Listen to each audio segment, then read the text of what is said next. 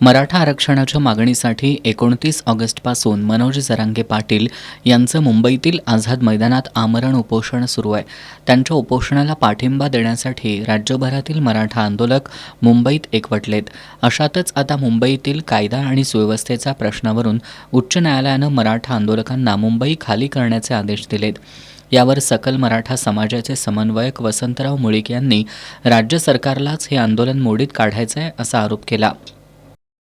हे आंदोलन अत्यंत शांततेच्या मार्गानं चालू असून दुसऱ्या बाजूला शासन यामध्ये हे मोडण्याचा किंवा दडपशाही करण्याचा प्रयत्न करत आहे।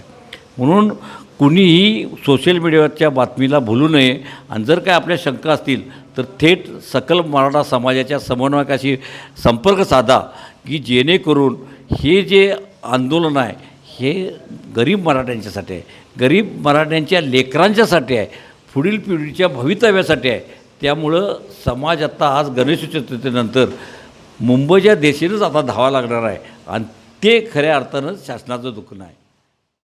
आम आदमी पार्टीचे संदीप देसाई यांनी मराठा आंदोलन बदनाम करण्याचा प्रयत्न मुख्यमंत्री देवेंद्र फडणवीस आणि त्यांचे काही लोक करतायत असा आरोप केला। आम्ही हे मराठा आंदोलन ज्या पद्धतीनं बदनाम करायचा प्रयत्न खास करून मुख्य फडणवीस आणि त्यांची टीम जे काही करायचा प्रयत्न करते तो हाणून पाडण्याचं सुद्धा आम्ही आवाहन करतोय। वस्तुस्थिती काय आहे ती लोकांच्या समोर पोचवा अशा पद्धतीची एक विनंती संपूर्ण सकल मराठा समाजाला आम्ही करतोय। जेणेकरून जर आपण हिशोब घातला तर जवळपास 1 लाख मराठा आंदोलक आत्ता मुंबईमध्ये असल्याची परिस्थिती आहे। पण जाणीवपूर्वक मुख्यमंत्री फडणवीस आणि त्यांचे समर्थक जाणीवपूर्वक हे आंदोलन बदनाम करण्यासाठी काही छोट्या मोठ्या गोष्टी घडत आहेत तिथं, तर त्या मोठ्या करून सांगायचा प्रयत्न करतो। मुंबईतील मराठा आंदोलकांना रसद म्हणून कोल्हापुरातून 1 ट्रक साहित्य सोमवारी पाठवण्यात आलं होतं। पुढील 2 दिवसात पुन्हा 1 ट्रक साहित्य मुंबईकडे पाठवण्यात येणार असल्याची माहिती चंद्रकांत पाटील यांनी दिली। काही सामान आमचं काल ट्रक भरून गेले आहेत तिथं आता ते चालू आहे आमचं देणं।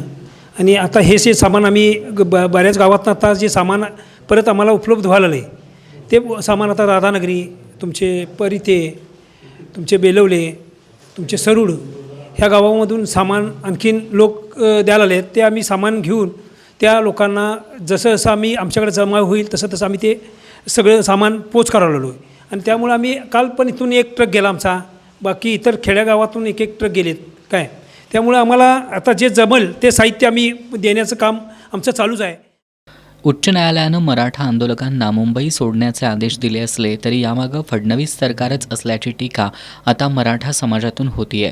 त्यामुळे जरांगे पाटील यांच्याकडून ज्या पद्धतीनं आदेश येईल त्याच पद्धतीनं कोल्हापुरात देखील आंदोलनाची दिशा ठरवली जाणार असल्याचं वसंतराव मुळीक यांनी सांगितलंय।